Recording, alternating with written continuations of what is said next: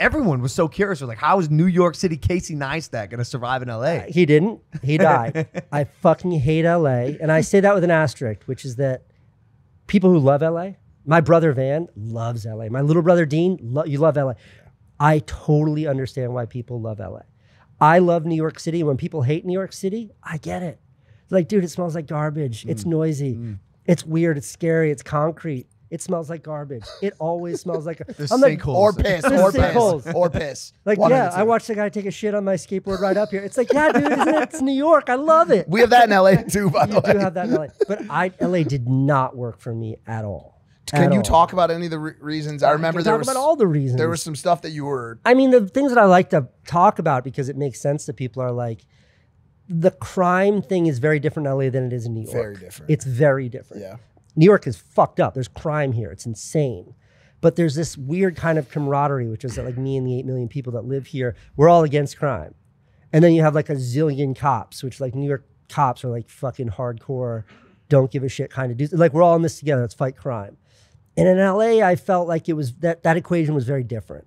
I felt like I was kind of on my own, or like when a homeless guy on my run tried to stab me and the cops were like, there's not much we can do. Sorry. Yeah. I'm like, what do I do now? I've got short shorts on and no shirt, and he had a knife. Yeah. And they're like, he doesn't have a place to sleep. You know, I'm like, what does this mean for me? Like, what is society? I was driving my car at 2 a.m. My Range Rover, one of the two things that I've bought since I made a couple bucks. Great car. I love it. It's a nice car. I'll tell you why, Casey. I loved it in the past tense. I saw because I was pictures. I was driving at 2 a.m. and someone drove through the front end of my vehicle going at a high rate of speed, and the front end of my car was gone. So where there was usually a hood, there was just front wheels. Then anything past that was just a sandwich.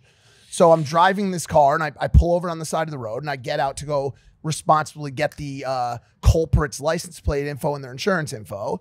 The side of their car is completely demolished, and of course they speed off. So I call LAPD. Hey, what's up? Real simple situation here. I just got, absolutely smashed into. I'm on the side of the road. Not sure about injuries. My car's fucked up. Hit and run. Witnesses here, ready to give their side of the story. Ooh. We don't really go out to those type of things. They didn't even show up. No. What? Do you hear what I just said? They didn't show a up. hit and run maniac just plowed through my $140,000 car. I may be injured, and there's witnesses here scared on the side of the road. Okay, so what we're gonna do is we're gonna give you a link to a website, okay? And you're gonna file this kind of like digital police report, and at some point, we're pretty sure someone will get to it. Like, dude, cops were driving by and like waving. Like, I'm not kidding about that. Okay, like, so like, whoa. that's the stuff. What? That's the stuff about LA that like, that didn't make sense to me. And just as a caveat to that, like in New York City, this was like a month after I moved back. Like the superintendent at the building next to my office, I go out there and there's like this dude beating the shit out of him. I'm like, oh, New York. Yeah. So I go over and I jump in. Right. To beat the shit out of him. Also on the superintendent. They're like, let's get a few licks in. No, and I get the guy off him, and the guy, I'm like, I'm swearing at the guy. It's like things got a little violent. And the guy who like has his face half covered and he's like, scream back and he's like, yo, you're Casey. And I'm like, I love your videos, man. Yeah, that's not the story. So the guy takes off and the super, I was like, dude, what was that about? And he was like, he was graffitiing up my windows. I told him to stop and he jumped me.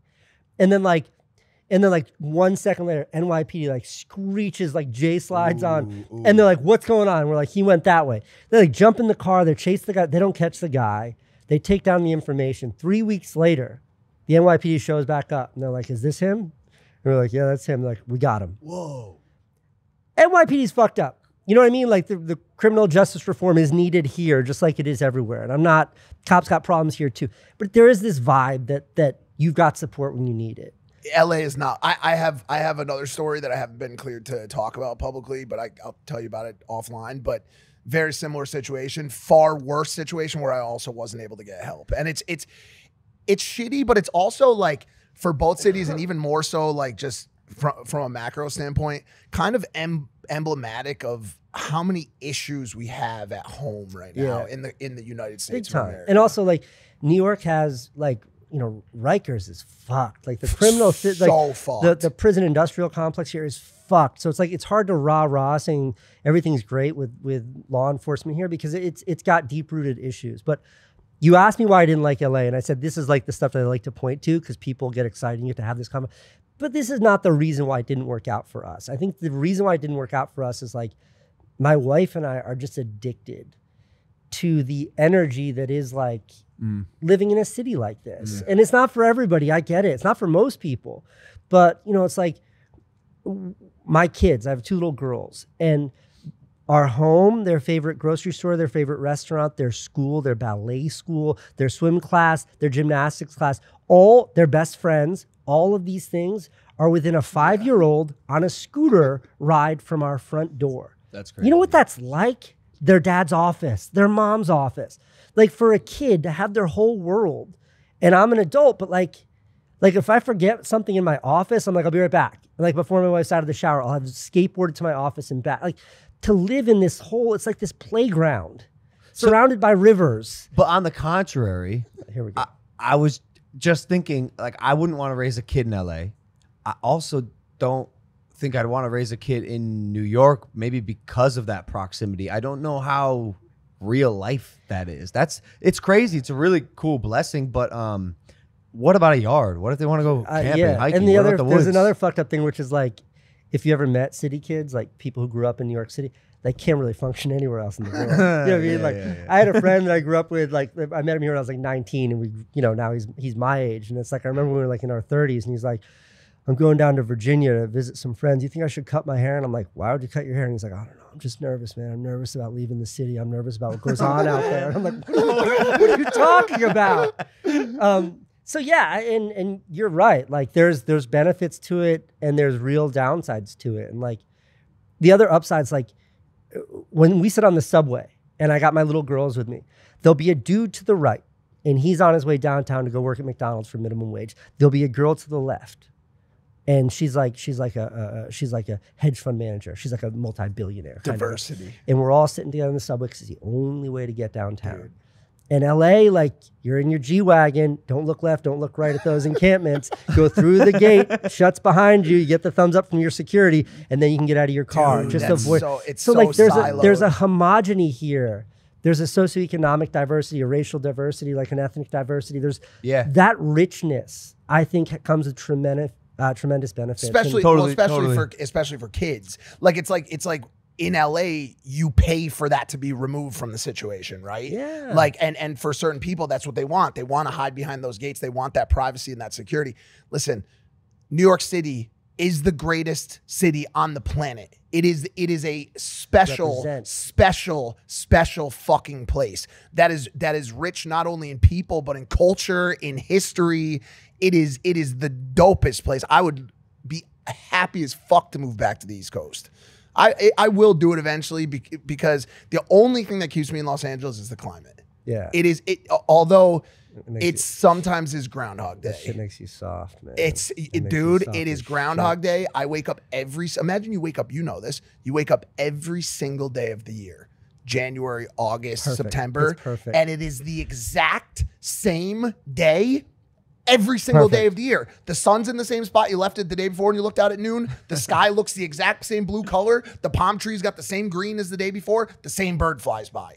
It's like you wake up and you do the same. It's so hard to create any kind of evolution in that state because it's not changing like the weather. Nothing changes. I run across the Brooklyn Bridge 7 days a week, like at 5 a.m. Every day I run across the Brooklyn Bridge. That's how I start my run. I love it. And the game that I play is the Brooklyn Bridge is one of the biggest tourist attractions in New York City. It's the most visited tourist attraction in New York City, among the most visited. Oh, shit. My goal is to make it from one end of the bridge to the other without seeing another human being. That's the game I play. This morning, I probably saw 800 or 900 other human beings. Oh my God. But last year, 2 times, I made it across without seeing another human being. One of those days was during the bomb cyclone when it was 30 below out and you couldn't go outside without getting frostbite on your skin. And at 5 a.m. when it was 30 below out and I ran across that bridge, I was the only person out. Cool. The other time was in January when we had a crazy, crazy sleet storm. It was like 25 degrees. So everything, all the rain would hit the ground, freeze immediately. The city was covered in ice. Torrential freezing rain. That bridge was mine. You know what this reminds me of? LA makes you soft, but like New York. Hardens you. Yeah, for sure.